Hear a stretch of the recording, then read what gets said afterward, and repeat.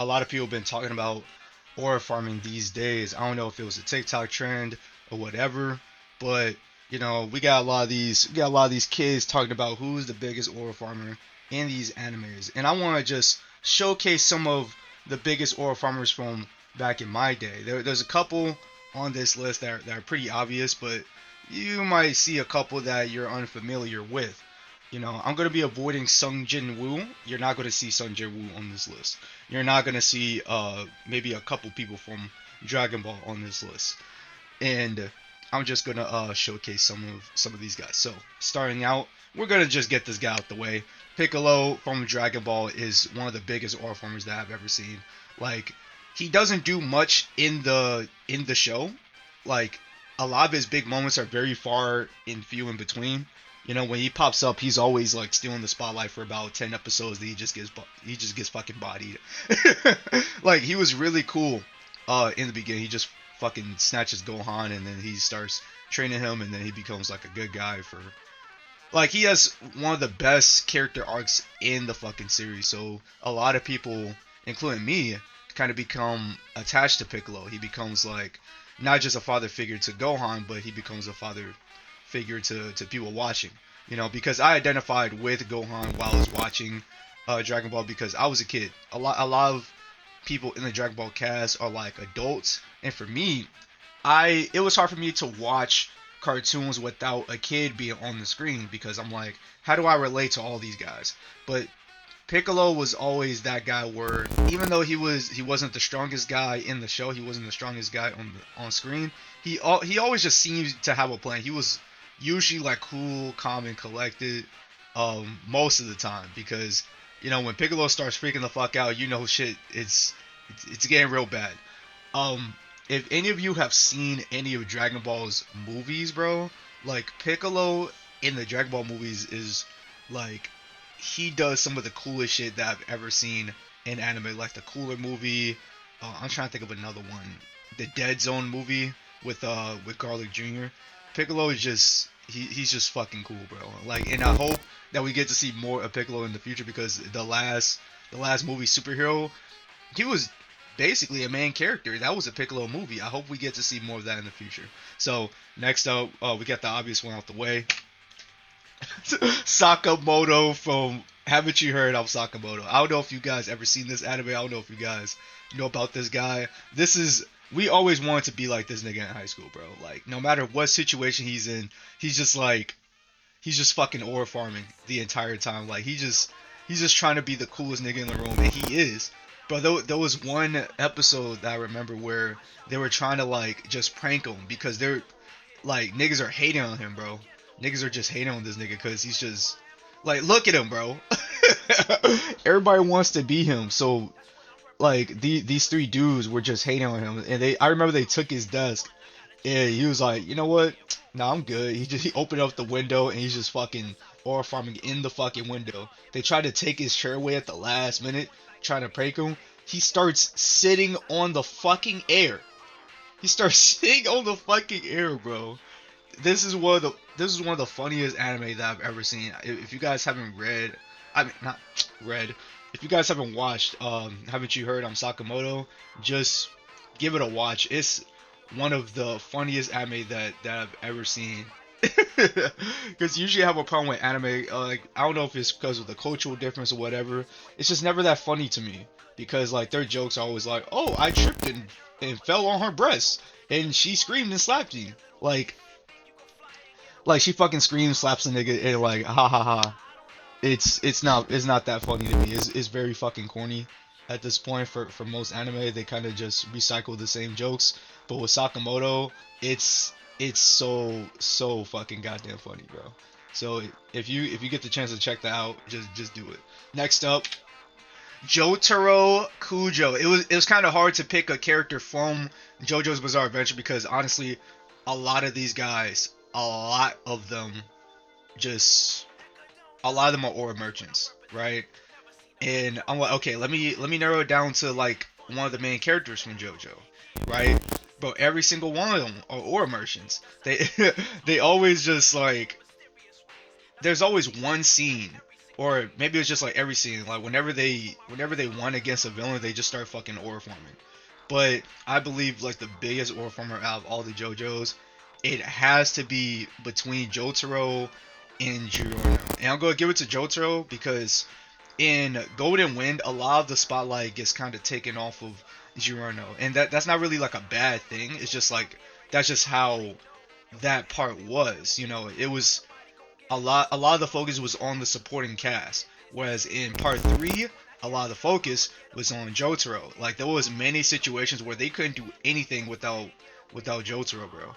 Like, look on the screen, like this nigga's smoking cigarettes and he's supposed to be like 17 years old. They had to censor it out in the anime. Like you remember the fucking Darby poker fight? Like he's just aura farming for like 10 straight minutes. Everybody's freaking the fuck out because they're like, dude, um, who was it? Was it Kakyoin's soul? Yeah, I think it was Kakyoin's soul. It was gonna be in danger. And he's like, yeah, I'm good. Like this, bro. He had the worst hand imaginable, but he's just psyching him the fuck out. He made that nigga have like a heart attack or some shit. He made dude have go into like fucking cardiac arrest, and then his head turned gray, bro. It was actually insane. I'm watching this shit. I'm like, this is fucking ridiculous, bro. Like, get the fuck out of here. I ain't never seen a fucking 17-year-old make a grown man start crying and fucking just pass out like that. Jotaro Kujo is the biggest aura farmer in all the JoJos when it comes to the main characters. So next one up, yeah, I was not gonna make a list like this without talking about Sasuke Uchiha. I'm not gonna lie to you. I should have got one picture from when he was a kid, because honestly, he was probably aura forming the most during that part. Like I remember, um, I was in the middle of my rewatch for Naruto. I got a couple videos talking about that on my channel. Sasuke Uchiha is, yeah, definitely the biggest aura farmer. Like he has a lot to his character, he has a lot to his story, but there's been so many situations where I'm like, bro, get the fuck out of here, bro. Like you're trying so hard to be fucking cool. Or like Kishimoto, he knows people wanted to see Sasuke, and he was just kind of milking him to the point where like we were tuning in every fucking week just to like see this nigga. Like when he left in part one and came back in Shippuden, I think there was like I know for America it was like a 3-year gap because Toonami ended and we didn't have Naruto on TV for about 2 years until like 2010, and we didn't really see Sasuke until like I don't know, maybe like 30, 40 episodes in. Like they show him a little bit in the beginning, which was kind of weird. Uh, yeah, there was like a little scene in the beginning where they show Sasuke, but they kind of just like it's supposed to be like a flash forward. I don't know how to describe it. It was so fucking weird.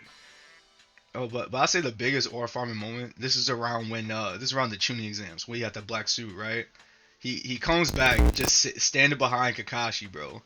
Like, dude comes late as fuck, and the announcer he's looking at us. He's like, your name, nigga. You know goddamn well who the fuck that is, bro. There was everybody, every character in Naruto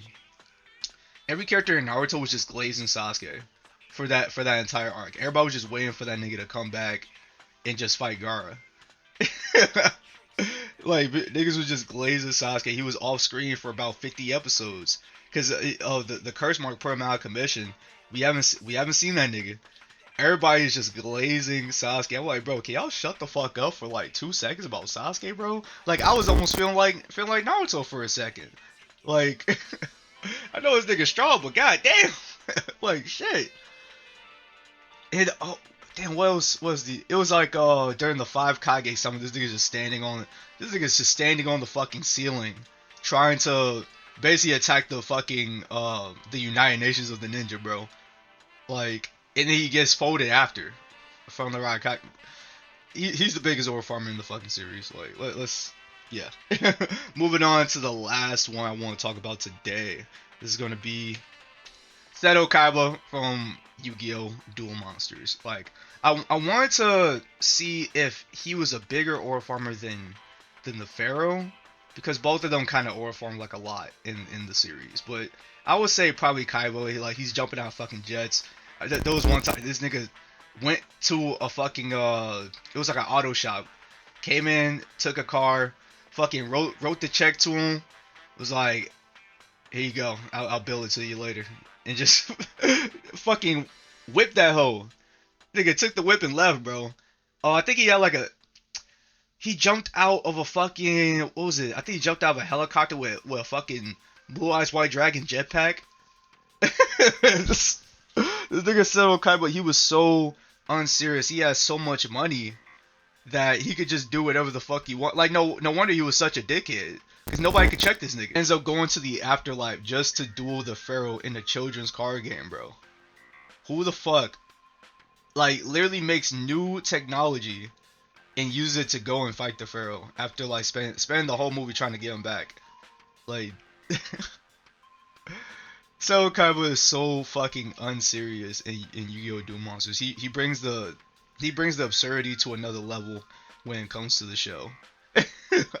And yeah, so as far as ore farmers go, like these are like the top five on the top of my head. I'm pretty sure there's definitely more that I could talk about. Might talk about in a future video.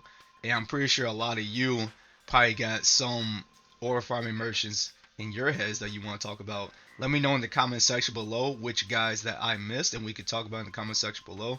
I will see you all later. Goodbye.